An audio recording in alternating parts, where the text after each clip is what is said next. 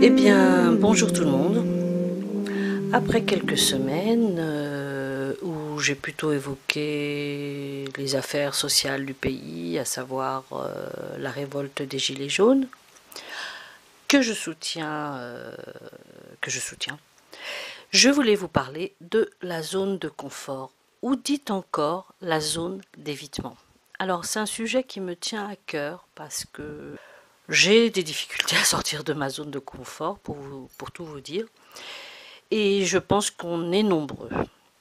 Mais j'ai envie de dire que la zone de confort, on n'est pas obligé de la quitter, hein. Je crois qu'il y a une espèce de diktat en ce moment qui vient du développement personnel, où il est bon ton de tout faire pour sortir de sa zone de confort. Moi je dis on sort de sa zone de confort quand il y a de la souffrance, quand il y a un sentiment de frustration, quand il y a un sentiment de ne pas être au maximum de son potentiel, de ses capacités, d'accord. Là, quand il y a quelque chose qui est par accord, on en sort si on en éprouve le besoin. Sinon, si on est très bien comme ça, alors certes, on cherche pas, on se pose peut-être moins de questions que d'autres personnes, peut-être, mais ma foi, si on est heureux, si on est en cohérence, si on vit des choses qui sont en raccord avec soi-même, il n'y a pas de raison de quitter sa zone de confort. C'est d'abord un état psychologique dans lequel je me sens en sécurité, je suis à l'aise, je suis surtout en totale confiance, donc mon niveau d'anxiété est au plus bas dans ma vie, mon quotidien, chez moi, dans ma famille, mes amis, mon environnement proche. Voilà, je suis dans le connu. Donc je suis tout à fait tranquille et surtout je maîtrise, hein, je suis dans la maîtrise, hein, je ne suis pas ballottée, je suis dans la maîtrise.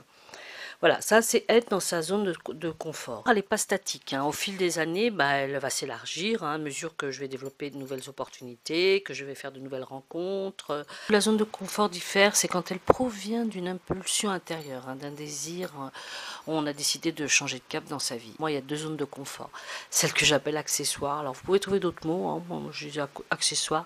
Et la zone de confort vital, c'est quand ça engage sa vie existentiellement parlant, je ne sais pas si ça se dit, mais moi je vais le dire, quand ça engage sa vie. Je suis un type, une personne sur YouTube et je crois, enfin si j'ai bien suivi le truc, je le découvre depuis peu, il a tout lâché pour aller vivre au fin fond de l'Amérique latine.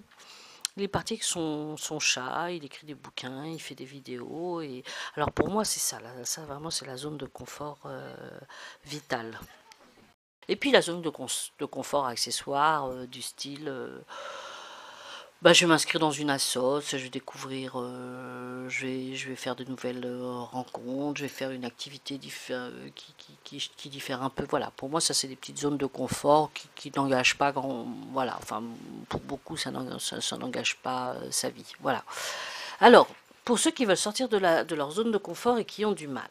Alors, pourquoi j'ai du mal? Peut-être parce que j'ai l'idée de changement qui est pour moi malaisée. Pour moi, ça génère de la crainte. Il y a un effort, une énergie à donner pour un changement qui m'est difficile parce que je procrastine, parce que je suis du genre pépère tranquille, mémère tranquille dans mon train-train quotidien. Voilà. Alors c'est peut-être ça qui peut être difficile, un désarroi face au changement, une espèce de crainte. On voit tous les jours des gens qui souffrent au boulot et qui ne quittent pas leur boulot parce que ils ont l'impression, ils sont persuadés que s'ils quittent leur taf, ils vont vivre, je sais pas, ils vont se retrouver SDF, ou alors je sais pas, ils n'arrivent même pas à l'envisager. C'est tellement un truc tellement loin d'eux. Alors, ça me rappelle cette histoire de la personne qui a été enfermée pendant de nombreuses années dans une cave et quand la porte s'est ouverte et que la personne a pu s'enfuir, elle a pas pu, ça a été difficile parce qu'elle ne connaissait que cette cave humide, sans lumière, sombre. Elle ne connaissait que ça. Sa zone de confort, c'était ça. C'est tout ce qu'elle connaissait, c'était ça son connu, c'était ça sa zone de confort. C'est un peu ça aussi pour nous. Alors on n'est pas certes pas dans une cave, mais je parle à ceux qui veulent sortir de leur zone de confort, hein. C'est toujours pareil, hein. Ceux qui ne veulent pas sortir de leur zone de confort, ils sont très bien comme ça, ma foi, il n'y a pas de souci, hein. Et enfin voilà, bon, certains sont malheureux, on leur fait des misères, leurs chefs sont de fiefés cons, mais ben, ils restent parce qu'ils ont peur. Et il y a aussi il y a un sentiment d'incapacité aussi. Ben voilà, je bloque parce que je suis persuadée que je ne vais pas y arriver. J'ai un projet, par exemple, de créer une boîte, n'importe quoi, hein, d'ouvrir un resto, par exemple. Mais j'ai tellement été éduquée avec cette incapacité. L'incapacité, c'est ne pas être capable de, hein. C'est un blocage psychologique puissant. Il est d'autant plus puissant qu'il est profond et qu'il est archaïque. Parfois, c'est presque transgénérationnel, hein, le sentiment d'incapacité. Et donc, voilà, c'est mon conditionnement, hein, voilà, mon conditionnement, mon éducation m'a toujours dit que j'étais vraiment une nullos, donc voilà, je l'ai intégré dans mes cellules, je l'ai intégré au plus profond de moi-même, et alors, voilà, donc je suis avec ça, j'ai des projets, je suis dans un dilemme, je suis scindée en deux, parce que je sais qu'en mon fort intérieur, je sens que j'ai les capacités. Mais il y a ce conditionnement, ces pensées limitantes, ces croyances, pardon, c'est plutôt des croyances limitantes qui font que ben je vais pas passer à l'action. Alors là, ouais, là il y a souffrance, là il y a désarroi, là il y a un gros sentiment de frustration, ce qui peut finir sur de l'aigreur, hein, si on n'est pas passé à l'action. Et puis on ne s'autorise pas, voilà. On m'a toujours dit que pour réussir dans la vie, il fallait fallait étudier par exemple, avoir des diplômes. Et puis comme moi, j'étais pas mon truc, et ben, j'y arriverai pas.